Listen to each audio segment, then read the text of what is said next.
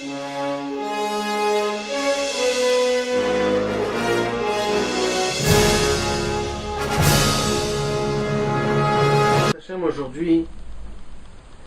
on va parler d'un sujet très spécial, très important, que on ne trouve pas ça souvent dans des livres chez des tzadikim, qui sont connus dans la chassidoute ou autre part. C'est un sujet qui a été vraiment... on l'a pas trouvé. C'est un chidouche que Rabbeinu nous a dévoilé. C'est-à-dire, ça a été mentionné dans plusieurs endroits, mais ça a été mentionné comme juste quelque chose comme ça qui est en plus. Mais Rabbeinu, il a fait de cette chose-là quelque chose d'important. Il a fait de ça vraiment une avodat Hashem. Et c'est quoi cette chose-là? Cette chose-là s'appelle le soupir. De soupirer. Alors d'abord, on va expliquer comment ça se passe. Rabbi Nachman de Breslev, il nous explique dans la Torah 8. Il nous explique comment ça marche le soupir, même matériellement. Alors, normalement, comment ça se passe? Ça se passe que l'homme, il a sa respiration, la respiration normale. Quand il respire, il expire, il respire et il expire. Kaviachol, on a notre respiration comme il faut. Mais quand un homme il soupire, il prend une dose 2 fois plus que sa respiration normale. Et Rabbi Nachman il pose la question d'où l'homme il a, c'est-à-dire c'est pas un puits où on peut toujours puiser, on peut toujours prendre. Nous on croit que c'est comme ça, mais en fait c'est pas comme ça. La respiration c'est quelque chose qui se fait juste au moment même qu'on peut respirer et expirer, respirer, expirer. Mais comment ça se fait que quand un homme il soupire, il prend une dose parce qu'il prend il prend plus que ce qu'il avait besoin et parce que c'est quoi un soupir? Un soupir c'est c'est-à-dire qu'il respire 2 fois plus que il prend une dose 2 fois plus que ce qu'il avait besoin normalement. Alors il nous explique Rabbeinu dans la Torah 8 là-bas. Il nous explique que ce vent-là, c'est un vent de vie. C'est le Ruach Haim, ça s'appelle. Et ce vent de vie, c'est le tzaddik qu'il a. Parce que le tzaddik, il a, Kaviachol, il a la clé de tous les trésors qu'il y a dans le monde supérieur. Il a tous les manques qu'un homme lui manque. Le tzaddik, il a tous les manques. Maintenant, pourquoi un homme, il lui manque des manques? Alors pour ça, il y a plusieurs raisons. C'est ou alors à cause des péchés que nous-mêmes, on s'est trahi, nous-mêmes on a perdu notre propre clé à nous pour nos problèmes. Ou alors, c'est nous-mêmes qu'on se fait un voile des fois, c'est-à-dire que l'abondance de Dieu descend, mais c'est nous-mêmes qu'on se fait le voile et qu'on n'arrive pas à cause de ça de trouver nos manques. Alors il dit Rabbeinu, qu'est-ce qui se passe? Quand un homme il lui manque de manque, c'est alors là où il soupire, même matériellement, d'accord? C'est quand un homme qui lui manque un manque, qui dit c'est là où il soupire. Et pourquoi il soupire? Nous on ne sait pas ça, mais le Rabbi Nachman nous explique. C'est parce qu'en fait on veut appeler le tzaddik. On dit au tzaddik, le tzaddik, on a besoin de toi. Et comment je l'appelle? En soupirant. Parce que quand je soupire, j'ai besoin d'une dose qui est double de ma respiration, c'est-à-dire le soupir. Et pour ça je dois appeler Rabbeinu, parce qu'on a dit que je dois appeler le tzaddik, parce qu'on a dit que tout le ruach, tout le vent, tout le ruach haïm, tout c'est le tzaddik qui l'a. Donc quand je fais une anacha, on dit ça en hébreu, gnicha, quand je soupire, en fait, ce soupir-là, je l'attire du tzaddik de Rabbeinu Akadosh. D'accord? Alors, imaginez-vous maintenant quand c'est dans des choses, des bonnes choses. Quand un homme il soupire parce qu'il a un manque dans la Avodat Hashem. Il n'arrive pas à se réveiller le matin tôt. Ou alors il n'arrive pas à se concentrer dans sa prière. Et que cet homme-là, il soupire. Et quand il soupire, en fait, ça veut dire quoi? C'est-à-dire qu'il a un manque. Et il dit, Ribono Shel Olam, c'est quoi mon manque? J'ai besoin d'une vie. J'ai besoin. Un manque, c'est comme la mort. Il manque, ça lui manque. C'est un niveau de la mort. Et quand un homme, il a tout ce qu'il a, c'est un niveau de vie. Donc il dit, j'ai besoin de vent, de vitalité. J'ai besoin d'une respiration de vitalité. Alors il soupire, et grâce à ça, le tzaddik lui envoie ce roi Chaim. Et quand il lui envoie ce roi Chaim, Kaviachol, c'est comme si qu'il lui a rendu son manque. C'est pour cela que quand un homme il soupire, il est un petit peu apaisé. Il se sent un peu mieux, même s'il n'a pas eu encore son manque complètement, mais c'est un apaisement, c'est un vent de vie qui vient pour consoler et apaiser la personne. Maintenant, il dit Rabbeinu, il nous explique, maintenant, quand un homme, il a, c'est pareil, c'est cette même chose, mais dans l'impureté, chas v'shalom, que c'est un manque d'impureté, il soupire parce qu'il n'arrive pas à atteindre cette tahava-là, ou alors il soupire parce qu'il n'arrive pas à faire de l'argent, ou des choses qui ne sont pas faites de ce monde-ci. Alors là, imaginez-vous, c'est très très grave. Pourquoi ? Parce que maintenant, on a dit que tous les soupirs, c'est-à-dire la dose double qu'on reçoit de respiration, on la prend du tzaddik, c'est le vent, le roi Chaim. Mais maintenant, qu'est-ce qu'on fait ? Ça veut dire, on appelle le tzaddik et on lui dit, tzaddik, envoie-moi du roi Chaim, envoie-moi de la vie dans mes tahavot. Et ça, c'est vraiment très très grave, c'est-à-dire qu'on utilise le tzaddik pour nos désirs à nous personnels. Et des désirs qui ne sont pas bien, que le tzaddik lui-même nous a dit qu'il faut vraiment se... Donc c'est vraiment très très grave quand un homme il soupire dans des choses qui ne sont pas bien. On raconte par exemple que Rabbi Nachman de Breslev, parce que c'est écrit dans la Gemara, parce qu'aujourd'hui, Kaviachol, nous on ne sait pas ce que c'est un vrai soupir. Nous on soupire aujourd'hui pour chaque chose. Il nous manque un verre d'eau, on a pris une pièce à cause d'une autre pièce, quelque chose est tombé, vraiment un tout petit peu d'un tout petit peu, qui se passe quelque chose sur nous, tout de suite on commence à galérer et on commence à soupirer, parce que pour nous c'est un grand problème et c'est devenu quelque chose de... Alors imaginez-vous, la Gemara elle nous dit que c'est quoi le vrai soupir. Le vrai soupir, quand un homme il a un malheur et qu'il soupire vraiment, vraiment, ce soupir-là, parce que c'est ce qu'on a expliqué, il prend une dose double de sa respiration, ça veut dire il lui prend de sa vie, c'est-à-dire il prend une vie, vraiment de la vie de quelque part. Et à cause de ça, il en manque de vie tout de suite après. Et la Gemara elle dit que quand un homme il soupire, le soupir peut lui briser tout son corps. Et ça prend du temps avant qu'il commence à se remettre. Ça prend du temps. Et on raconte donc que Rabbeinu Akadosh, Rabbi Nachman de Breslev, quand il était tout petit, il voulait accomplir ça. Un achash over et gufo shel adam. Il voulait accomplir, il voulait soupirer des soupirs, que ces soupirs-là brisaient son corps.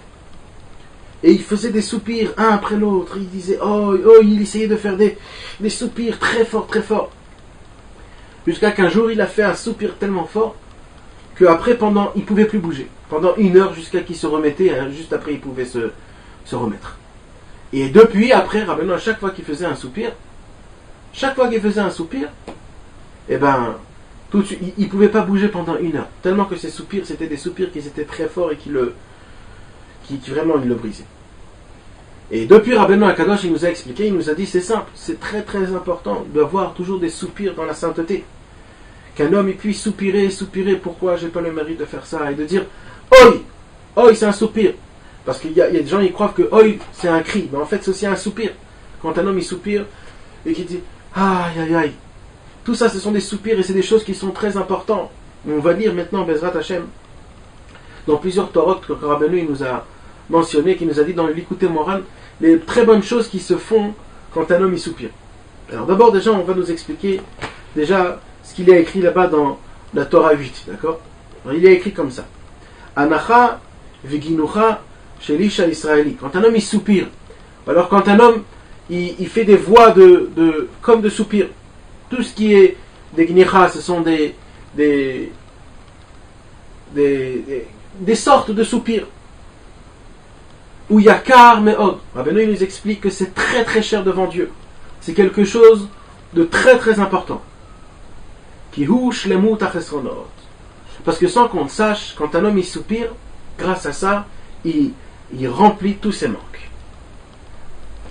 Mais maintenant, comment on remplit nos manques à nous? C'est pas stam comme ça en soupirant. Maintenant, chaque goy ou alors des gens stam comme ça, ils vont commencer à soupirer. Ça remplit aucun manque. Le mec, il soupire parce qu'il lui manque de l'argent. Maintenant qu'il a soupiré, il lui manque toujours son argent. Maintenant, il nous dit, Rabbeinu, ben non, en vérité, quand un homme il soupire, son manque est maintenant parfait. Il n'a plus de manque. Mais comment ça se passe? Alors il nous explique. Là, il y a une seule condition. Une seule condition, que quand un homme il soupire, que grâce à son soupir, c'est que son chisaron, son manque a été rempli. Ça a une seule condition, c'est quoi? Ki im aliede itkarvut la tzadik shuara ba'emet shabador. Que celui qui est proche du tzadik authentique de la génération.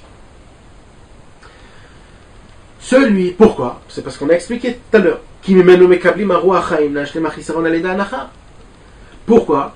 Parce que son soupir, c'est ce que Rabbi Nachman il a posé la question, d'où la personne elle reçoit une dose double de son respiration. Alors chacun il reçoit de quelque part. Celui qui est attaché du tzaddik, il reçoit du tzaddik.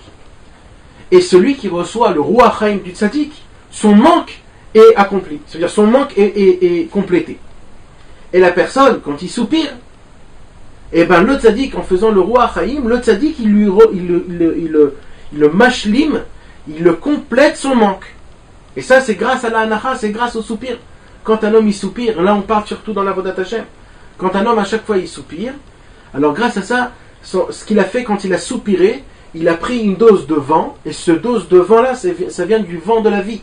Le Ruach Haïm, on l'a pris du tzaddik. Maintenant il y a des gens qui sont attachés à des autres personnes, que ce Ruach Haïm là, il le prend de ces autres personnes. Il y a des Rechaïm, et eux ils prennent leur Ruach Haïm des Ta'avot, des endroits qui ne sont pas bien. C'est là où l'homme il est attaché, de là-bas il prend son Ruach Haïm.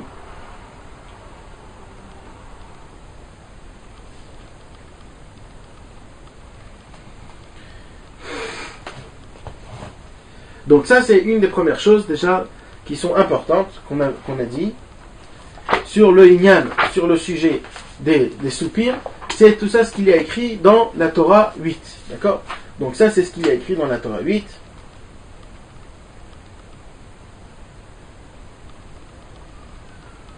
Et pour résumer, on dit comme ça. La première chose qui est essentielle et que toujours on le répète plusieurs fois, c'est d'abord d'être attaché au tzaddik authentique. Quand on est attaché au tzaddik, on a un lien avec lui. Et c'est quoi notre lien? C'est que on est attaché avec le tzaddik, et quand on a un manque, on prend du tzaddik. Notre Ruach Haïm, notre vent de vie, on le prend du tzaddik. Et quand on soupire, on prend ce Ruach Haïm, c'est le tzaddik qui nous donne ce Ruach Haïm. Et ce Ruach Haïm là, qu'est-ce qu'il nous fait? Ce vent de vie, ce Ruach Haïm là, il nous remplit tous nos manques. Et ça, c'est quand on le fait sincèrement, quand on le fait vraiment l'Eshem Shamaim, quand on en fait pour Dieu, quand on voit Ribono Shel Olam, pourquoi je suis dans l'état avot, pourquoi je suis loin de la Avodat Hashem, pourquoi je ne ressens pas mes prières quand j'étudie, tout ça, et qu'un homme il soupire, alors là, il amène le roi Chaim dans les endroits morts là où il les avait. Parce qu'on a expliqué que tous les manques, c'est comme un niveau de mort, et là où il y a la mort, il faut amener le vent de la vie. Et le vent de la vie, c'est un soupirant. Donc quand un homme, il voit il sent quelque chose, Kaviachol, qui est mort en lui, quand il donne de la tzedaka, il ne ressent pas vivant, quand il prie, il ne se ressent pas vivant, quand chaque chose qu'il essaye de faire, il ne se sent pas vivant comme si que quand il mangeait, ou alors quand il kiffait. Alors là, en soupirant, il amène de la vie, il amène c'est exactement comme par exemple, un homme, il lui manque de l'oxygène. Quand un homme, il lui manque de l'oxygène, il meurt. Ben, c'est exactement pareil.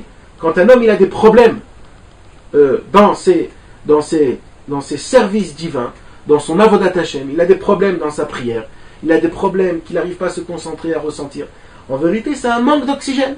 Et nous, ce qu'on doit faire, c'est de ramener de l'oxygène dans ces endroits-là. Et comment on fait ça? En soupirant pour cette chose-là. Mais quand on le fait vraiment comme il faut, en soupirant dans ces choses-là, alors grâce à ça, le soupir, c'est comme un tuyau qui met de l'oxygène dans ce service divin, que à cause de ça, grâce à ça, tout de suite, le tzaddik, il va remplir le manque de ce travail. Et grâce à ça, ce manque va être complété, et alors on va avoir une avodat Hashem. Et en vérité, il y avait des grands tzaddikim qu'on les entendait beaucoup soupirer. Beaucoup soupirer. Et c'est un avodat Hashem qui est spécial. Donc ça, c'est ce qui a été écrit, ça c'est une chose qui est importante déjà qu'il faut savoir. Ça c'est la première grade au sujet de la Torah 8 qui nous parle du soupir, de sa qualité. La qualité que grâce au soupir, on arrive à amener de l'oxygène dans des endroits où il n'y avait pas d'oxygène, c'est-à-dire de ramener la vie aux choses mortes, dans nos choses personnelles. Maintenant, dans la Torah 108, la Torah Koufret, là-bas aussi, il nous parle de quelque chose de très très spécial. Et on va voir c'est quoi la grandeur d'un soupir. Rabbeinu, là-bas, il nous dit que chez Adam, il fallait le carouk. Des fois, un homme, Rabbeinu, il a pris un exemple sur la prière. Quand un homme, il arrive à prier comme il faut, et qu'il prie vraiment avec concentration, et qu'il se sent comme il faut. Ça, c'est un exemple. Mais on prend un exemple général. On va dire, quand un homme, tout va bien dans sa vie. Ça veut dire qu'à on parle spirituellement, Kamouvan. Quand un homme, il arrive à se réveiller à Chatzot, alors il arrive à se tremper au mikvé, de prier comme il faut, Béminyan, dans son temps, et de mettre les tefilines, d'étudier comme il faut. Il y a une période là où c'est bien. Mais qu'est-ce qui se passe d'un coup? Ça, Nofel Madrigato, d'un coup, un jour au lendemain, tout de suite, ou alors en plein milieu de sa prière, ou alors d'un coup il tombe de tous ses niveaux, et d'un coup il ressent plus rien. Il dit mais qu'est-ce que je fais ici? Mais je me sens pas du tout dans mon endroit. Et il se sent pas du tout attaché à Dieu, il se sent pas du tout. Il se sent comme si c'est pas lui-même, c'est pas soi-même la Avodat Hashem. Ça s'appelle qu'un homme il a chuté complètement, il a sauté vraiment de tout en haut, il a sauté, il a chuté complètement. Et il dit que ça, des fois ça arrive. Il y a des gens que ça leur arrive. Que des fois, ils sont dans la Avodat Hashem, que tout va bien, et que d'un coup, ils ressentent plus rien. Et ça, c'est une descente qui est énorme. C'est vraiment une descente qui est spéciale, parce qu'on ne voit pas où est la racine, pourquoi l'homme est tombé. Il nous explique, Rabbeinu, qu'en fait, c'est quoi la racine? Ça vient du Bgam de la Emouna. C'est-à-dire, c'est un Bgam de la Emouna, cet homme-là, il a dû se passer, pendant son Avodat Hashem, qu'il a eu un Bgam, il a un petit peu endommagé la Emouna. Si c'est la foi vers le tzaddik, si c'est la foi vers Dieu, ou si c'est envers même soi-même. Il a eu un bgam d'Emouna, il a moins cru en Dieu, ou alors il s'est posé peut-être des questions sur soi-même même. Parce que Rabbeinu il nous a appris qu'il faut avoir la Emouna B'Hashem, la Emouna dans les tzaddikim, et la Emouna en moi-même. Qu'à la fin de tout le temps, tout sera bien. Et qu'il faut y croire en soi-même. Qu'on peut toujours arriver, qu'on a toujours de l'espoir, et que ça n'existe pas, qu'on ne peut pas. Et ça se peut qu'un homme, il a été pogam dans la Emouna, c'est-à-dire il ne s'est plus cru si c'est en soi-même, si c'est au tzadikim, ou alors si c'est à Dieu. Et à cause de ce bgam de Emouna là, nous on croit que c'est rien du tout. Même se poser une toute petite question, alors de mettre, ou alors de se dire va savoir si. Et bien même ce petit truc là, ça a fait que la personne, elle marchait là où elle marchait très très très haut, et il a trébuché, et quand il a trébuché, il n'est pas tombé par terre, il est tombé de très très très très très haut, très très bas. Et il est tombé. Et il dit Rabbeinu que cette chute-là, plus tu tombes vite. Donc cette chute-là, ça l'a fait faire trébucher complètement, et c'est très dur de se réveiller d'une chute pareille. C'est très très très dur. Et il dit Rabbeinu, pour ça, qu'est-ce qu'il faut faire? Il n'y a rien à faire. Un homme il peut pleurer, un homme il peut étudier, un homme il peut essayer de se renforcer dans la Emouna. Ça y est, il est déjà tombé. Ça ne peut plus lui aider. Ça l'a fait faire déjà trébucher. La chose est déjà, et ça s'est déjà passé. Avant peut-être ça aurait lui aidé, mais maintenant ça y est, il est déjà tombé. Donc tout ça, il dit Rabbeinu, ça ne peut pas l'aider. Mais il y a une chose vraiment que ça peut l'aider, c'est quoi? Il dit Rabbeinu, il dit Rabbeinu, il faut briser son cœur dans soi-même. Et il faut qu'il a honte de soi-même, que de là où il était et là où il est maintenant, jusqu'à où il est tombé, qu'il est tombé du ciel à la terre. Et il faut qu'il aille pitié de soi-même. Et surtout, il dit Rabbeinu, tout ça, il doit le faire pour arriver à soupirer vraiment. Parce qu'au moment où il va soupirer un vrai soupir, qui va vraiment il va faire cette péoula de Anacha, de dire aïe aïe aïe aïe aïe, pourquoi je suis arrivé là? De faire un soupir, de dire, c'est un homme, il arrivera à faire ce soupir là après qu'il a d'abord brisé son cœur, parce que ce soupir là il doit arriver comme on a dit d'abord. D'abord il faut qu'il brise son cœur dans soi-même, parce que s'il ne brise pas son cœur sur soi-même, après le soupir ne va pas être comme il faut. Et après qu'il a brisé son cœur, il faut qu'il a honte de soi-même, de l'endroit là où il est descendu. Et c'est à ce moment-là même où il va avoir tellement honte de soi-même que alors le soupir, il va être un soupir énorme. Et ce soupir-là, c'est ça qui va tout faire en vérité. Donc imaginez-vous, Rabbeinu il nous dit là quelque chose de très très grand. Il nous dit que des fois, à cause d'un bgam de Emouna, on peut chuter dans des endroits qui sont très hauts. Parce que là, on parle d'un homme que tout va bien, mais imaginez-vous déjà un homme que pas tout va bien. Et qu'un homme, il est déjà bas. Et qui tombe dans le bgam d'Emouna quand ça chute, quand lui il chute dans l'enfer infini. Et ça, c'est encore plus grave, quand un homme il est dans l'enfer infini, qu'il a chuté déjà à cause du bgam d'Emouna, et que Rabbeinu il nous dit que rien ne peut lui aider. Rien ne peut lui aider, juste du fait qu'il pourra comprendre vraiment là où il est. C'est-à-dire en se brisant son cœur et en ayant honte de ce qu'il a fait. Alors grâce à ça, quand il fera un soupir, ce soupir-là va l'amener dans l'endroit là, va le ramener à la vie. Parce qu'on a expliqué que le soupir, c'est l'oxygène dans les endroits morts. C'est de remettre la vie à la mort.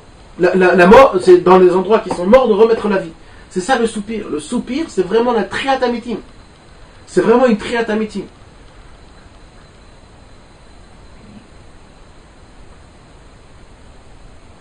On raconte un jour qu'il y avait des grands chassidés Breslev, des tzadikim, on a vu même Rabbi Israël des fois, que des fois ils étaient fatigués, ou alors ils étaient malades, ou alors ils n'avaient pas la tête, ou c'était très dur pour eux maintenant la voie Hashem, mais ils ne pouvaient pas, c'était pas le moment. Ils étaient allongés dans leur lit, et ils faisaient des soupirs après des soupirs, des soupirs après des soupirs, des soupirs après des soupirs. Tellement c'est important, parce que c'est ça qui ramène la vie, quand un homme il est complètement immobilisé, qui ne peut rien faire, il a la tête à rien, il se sent complètement déconnecté de tout, et qu'il n'arrive pas à faire ce qu'il a envie de faire, et que tout ça c'est un manque d'oxygène, c'est un manque de vie. Le soupir, en étant attaché à Kadosh Baruch Hu et à Rabbeinu, parce qu'on a dit que le roi Chaim, quand on est attaché à Rabbeinu, on l'attire de Rabbeinu. Alors grâce à ça, c'est un vent de vie, et en faisant des soupirs après des soupirs, tu verras que l'homme d'un coup il se réveille, d'un coup il a assez de force, d'un coup il se sent vivant. Donc c'est ça la force. Ça c'est ce qui a été écrit dans la Torah Koufret. Maintenant la Torah qui est juste après la Torah 109. Là-bas il nous explique quelque chose de très très important.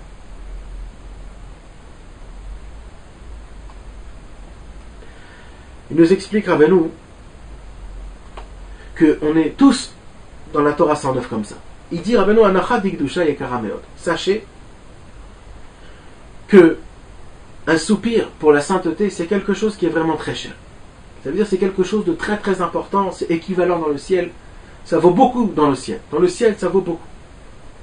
Alors il nous explique Rabbeinu quand un homme, il soupire parce qu'il en manque de quelque chose de saint, comme ce qu'on a expliqué.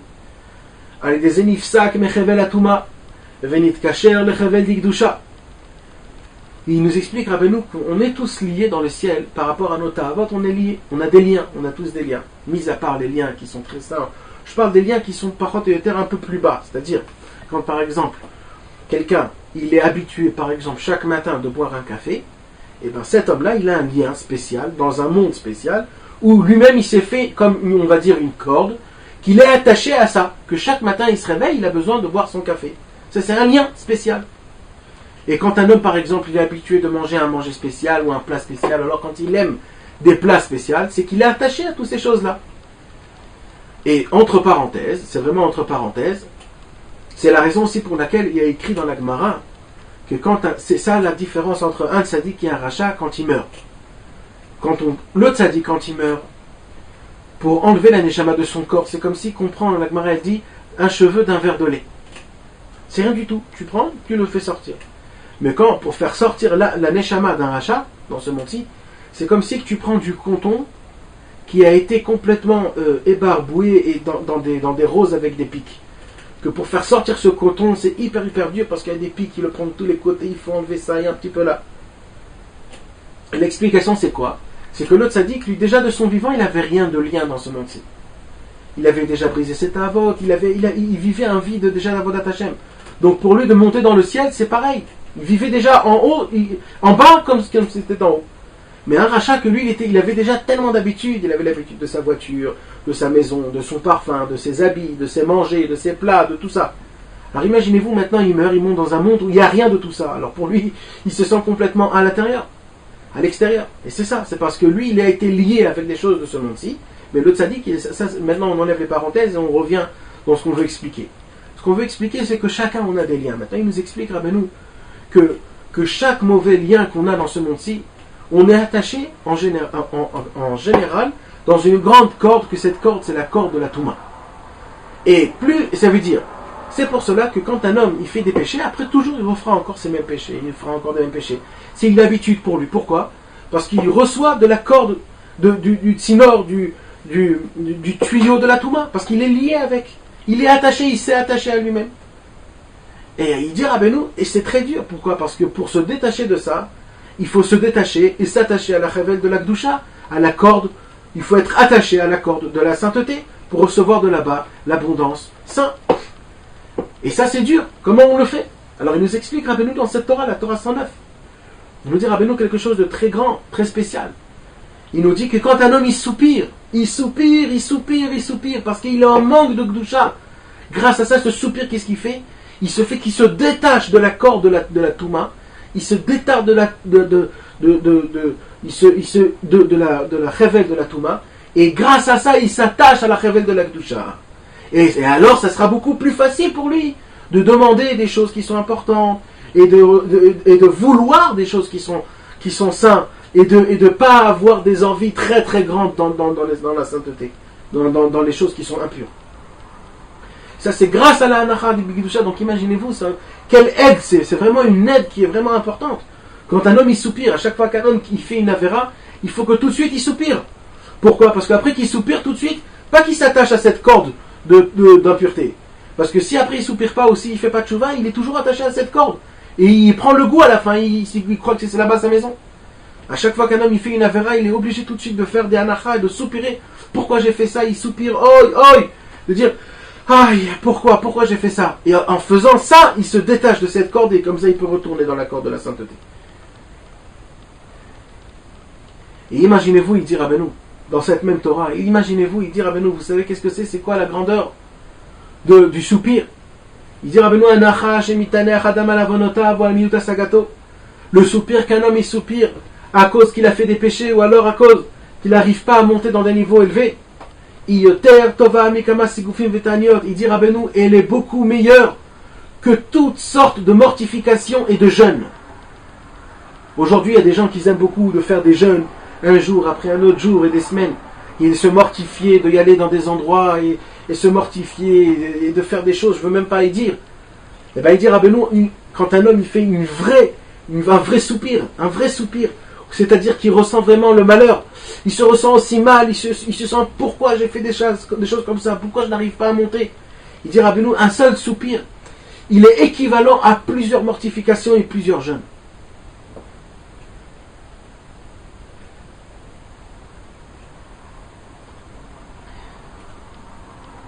Donc imaginez-vous c'est quoi cette grandeur-là. Et en plus de tout ça, Rabbeinu nous explique encore quelque chose de très très important. Rabbeinu nous explique que le soupir, qu'est-ce qu'il fait en plus de tout ça? Il a une qualité très très spéciale, le soupir.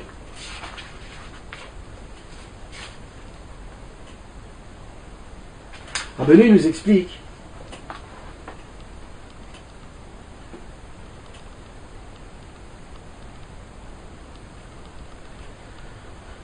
que notre corps, il a de l'effronterie contre notre neshama.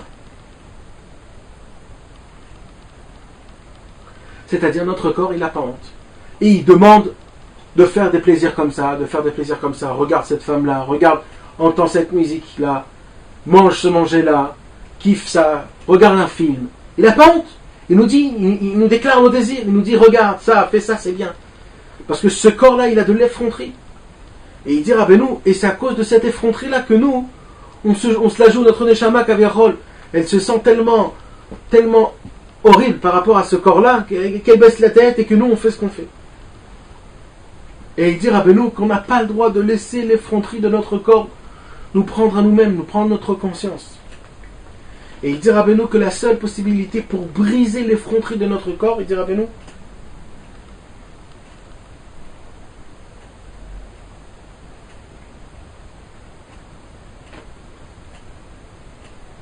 c'est en soupirant et en criant envers Dieu. Il dit Rabbeinu parce que pourquoi des fois on voit que le soupir ne fait pas de l'effet tout de suite? Parce que le soupir ne fait pas l'effet tout de suite parce qu'en vérité on soupire extérieurement. On ne ressent pas notre soupir dedans vraiment. C'est pour cela que des fois il faut soupirer un après l'autre, une fois après une fois.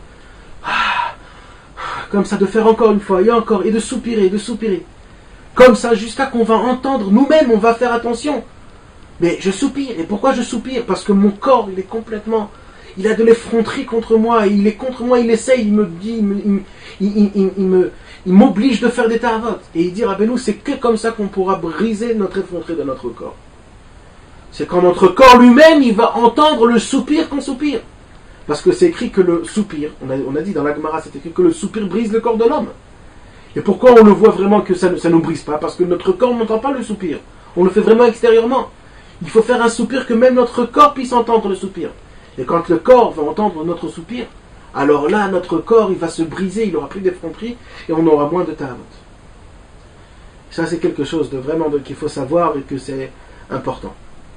Et il dit Rabbeinu en plus que celui qui fait un soupir dans la Torah 56, alors grâce à ça, la personne, elle devient une nouvelle création. Parce qu'on a dit, c'est compréhensible, c'est logique là, tout ce qu'on a expliqué. On a déjà expliqué que d'où ça vient là. C'est de l'oxygène qu'on prend du tzaddik. Donc c'est vraiment un vent de vie. C'est vraiment un vent de vie.